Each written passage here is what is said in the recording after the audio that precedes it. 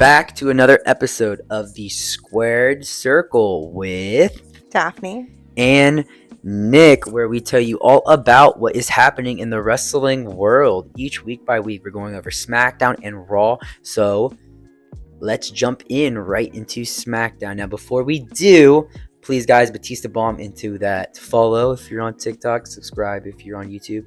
Really helps us kind of spread our wings. We got a lot of views on TikTok. We got more on YouTube than what we thought we were gonna get. So we're back with episode 2. So let's jump right in with SmackDown. At the beginning of SmackDown, we had the classic Bloodline come in. As you know, there was a triple threat tag team match between Randy, AJ, and LA Knight. Nick Aldis kind of poops on Paulie Heyman. He goes, Bloodline's gonna verse these three. And then Paulie Heyman goes, Roman Reigns isn't here, my tribal chief. And then Nick Aldis just kind of said, go find a partner. Yep. Definitely think that's funny because the entire time Paulie Heyman was running around trying to find a partner. Yeah, it was big bulgy eyes. Ooh. It was not happening. No, it wasn't. I'll hit with the LWO. So we have the good guys on the LWO fighting Santos Escobar's minions. The match was okay. We have Carlito come out. Santos was on the announcer table announcing Carlito and Santos battle. The fight goes into the stands. And we have Santos' minions coming out with a cheeky win. Overall, there's 2 segments, so I was going to give a 5 out of 10. What about you, Daphne? About the same. 5, 6 out of 10. Next up, we have Logan Paul's segment, which was so classically Logan Paul, basically just saying that he's going to sue the crap out of Kevin Owens. Paulie Heyman was funny. He tried to recruit Carlito into that triple threat match and tried to entice him with the apple and stuff, but kind of biblical, but it didn't work out. No, it did not. It did not work out. Carlito does not go for it. He goes, yeah, no, that's cool, and snatches the apple and leaves. Yeah, I mean, really, truly, Kevin Owens did give Logan Paul a shiner on his eye. He gave him a black eye. It was awesome. Mm-hmm. Then we have Carmelo Hayes possibly graduating from NXT, going to a SmackDown. A little segment that happened with Nick Aldis saying, hey, Carmelo, you're going to fight Austin Theory tonight. Mm-hmm. We also had Kevin Owens inviting Logan Paul to the Kevin Owens show. And knowing KO, it's going to be a beatdown. 100%. Whenever someone gets invited to the KO show, like what we saw on Raw in the years back, someone comes out limping. And I like that. That's awesome. KO is down for anything. He is. He's one of the boys. So we're going to go with that carrying cross kind of segment with his whole, I don't know, his group's called The Last Testament. They were kind of trolling Bobby Lashley's whole group. That's now called The Pride. I don't know what the writers were thinking there. That was a fail. It was kind of just the whole, oh, we're going to scare you. Was not scary. Yeah. Paulie Heyman ends up bumping into Bobby Lashley, a.k.a. Handsome Squidward. That Can't is. unsee it. And asks him to team up with the Bloodline. He's like, oh, we've worked together a lot. I've known you a long time. And Bobby Lashley's like, yeah, no. If I'm going to take anyone from the Bloodline, it's going to be against them, specifically against Roman Reigns. Yeah, the part-timer, right? Mm-hmm. Part-timer Roman, classic. Yep. Then we have Bianca's Belair's beatdown events, Bailey. You know, I kind of saw that happening, and Damage Control not stepping in, which was kind of huge. Kind of shows that Bailey's kind of on the outs of them. Maybe she's going to go for a title run. You never know. You never know. Yeah, they don't help her. They tell her that she's on her own for Royal Rumble, so looks like she's on the outs with them. Next up, we had Carmelo and Austin Theory's actual match. The match ends early because of concussion protocol. Yeah, they landed on their heads. That was wild. That actually looked like they took a bump. And at first, we're like, oh, they're just kidding, because sometimes WWE fakes injuries for, like, theatrical events. But nah, they both landed on their head. Mm-hmm. Like, that looked rough. On their head. That was rough. rough. So the final match, we have that Solo, Sokoa, Jimmy Bloodline match. They could not find a partner, so it was a handicap 2-on-3. Randy Orton came out, and what happened? Well, how the turntables. Oh, they turned. Those turntables, right? The ending is Randy, AJ, and LA Knight winning. Jimmy gets stares to the face, and Solo gets put through the announcer table. So it was honestly a great way to end it. I think that match was the only redeeming thing about SmackDown this week. Yeah. I'd put that one at an 8 out of 10, and a good like 6.57 for all of SmackDown overall. I think you hit it right on the head there. SmackDown probably got a 6.5. I'm gonna say 6.9 because I love that number. Nice, and that ending got definitely an 8. Just anytime there's somebody getting hit in the face with steel stairs or going through an announce table, it's it. Now we're going to jump to Monday Night Rollins. All right, you want to hit him with this? Sure, yeah. So Cody comes out first thing, and he gets interrupted by McIntyre, and McIntyre immediately gets booed. Basically tells Cody, hey, I'm proud of you. Reminisces about their tag team when they were younger and their time outside of WWE. He supports Cody getting the championship, but not before he finishes his story. Blech. Yeah. Drew basically calls him fake. Cody's like, nah, man, I'm just truly authentic, and I'm just grateful to have gotten a second chance with WWE. American Nightmare. And he says, well, Drew says that the WrestleMania story belongs to him, which Blech. yeah. Yeah, and Cody basically ends it with saying, well, you want to talk about the past so much. What happened with that last match between the two of us outside of WWE? Who won that? Yep, Cody won that 5 out of 10 segment. What do you think? I'd give it a 6 out of 10. I like Cody. In the world. All right. 6.5. All right, now we're going to jump to that R-Truth quick segment with good old Damian Reed. You know, you see R-Truth in the WWE garage selling bootleg shirts with all the names of the Judgment Day and then R-Truth on duct tape. You see him have stacks of cash. Damian's like, dude, what are you doing? R-Truth kind of slides him a fat stack of bills, and Damian goes, oh. And he's like, yeah, this is your cut, big dog. Damian Priest is dynamic towards R-Truth, changing. He's like, oh, okay, when money's involved, sounds good. Yeah. 6 out of 10 segment. What would you give it? I'd give it a 7. I think R-Truth is funny. Next up, we had the DIY battle against Dominic Mysterio and JD McDonough.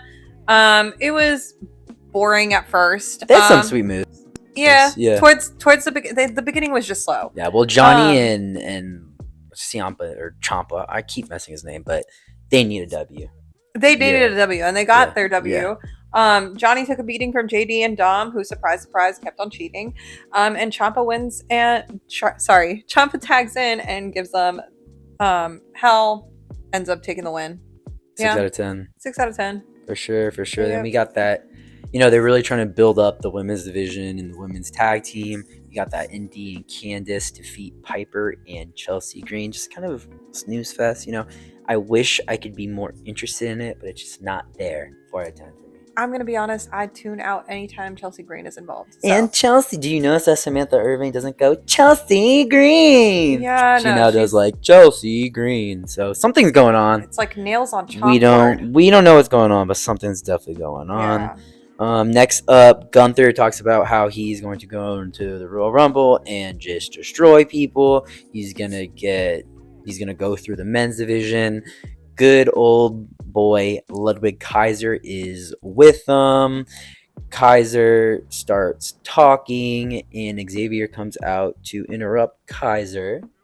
Well, actually, Kaiser doesn't talk. Xavier comes, interrupts Gunther, and Gunther then sends his boy Ludwig to fight Xavier. It was a great match, Ludwig's really playing that heel.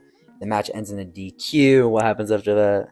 Well, Xavier says no mercy and basically just lays a beat down on Kaiser. He does. Oh, Kaiser got some hits. Yeah, remember the drop kick to the face? He ends up running into the crowd. Yeah, but that's just classic Ludwig. He's just sneaky.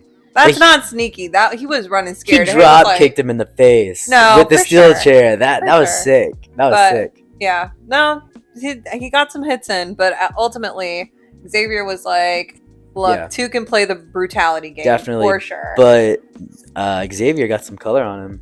He did? He started bleeding. He got a bloody mouth. And then, of course, Xavier's doing a segment in the back, and Good old Ludwig comes out, sneaks attack him. My classic. I am a Ludwig Kaiser fan now. Went in, kind of snuck attack Xavier, and your boy main event Jay Uso saves him. So Yep. I will say there was like that small segment with Damien, and JD is like complaining about R-Truth, and Damien's like, "Hey, JD, you do not need to be worrying about R-Truth. You need to focus on not losing anymore because you've been losing a lot lately." And he basically defends R-Truth, saying that at least R-Truth is making the money. Yep, So that's true. That's true. that was funny. True. Next up, we had Tozawa versus Ivar. Tozawa keeps picking fights against people that are way bigger than him.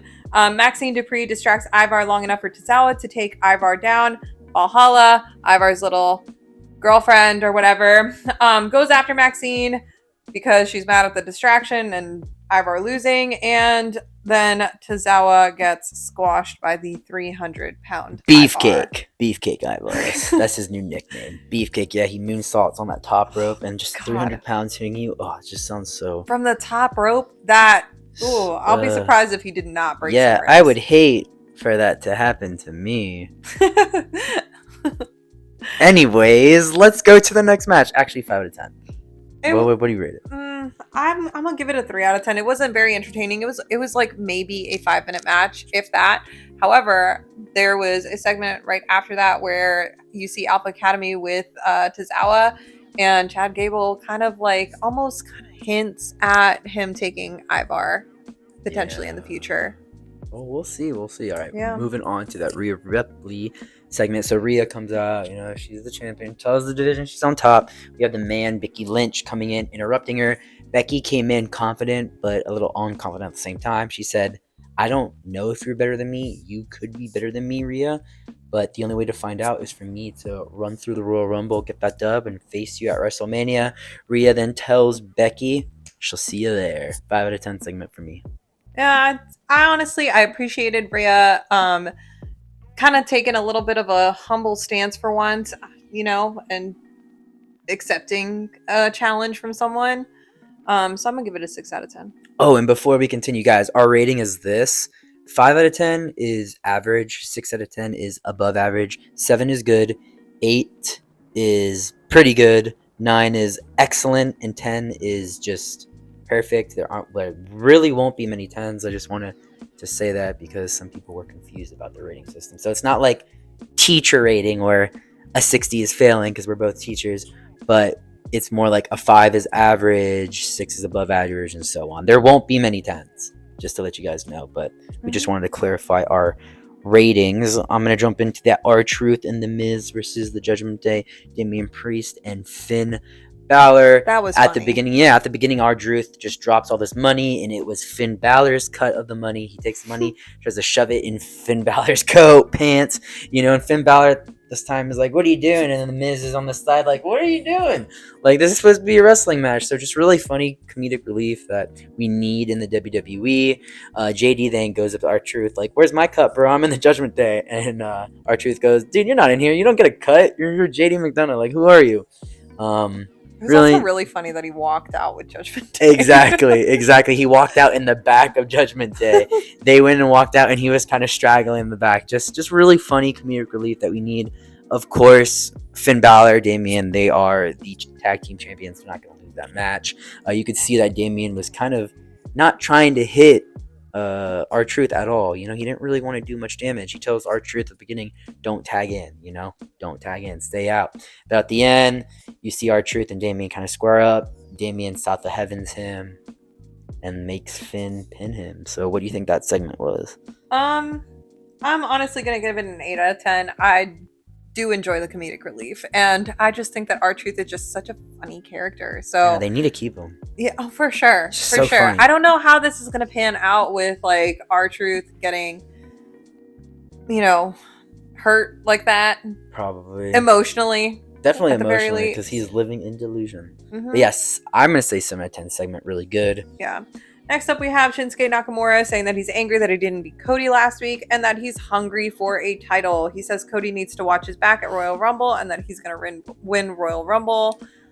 Boo. I can just yawn every time I see Shinsuke. Yeah, I'm just bored with like this heel position that he's taken. It's redundant. they just need to give him a new storyline because it's just repeat. So yeah, it's just rinse and repeat. We're gonna move on to that Tegan Knox and Natalia versus Shayna Baszler and Zoe Stark. Really and truly, not much going on.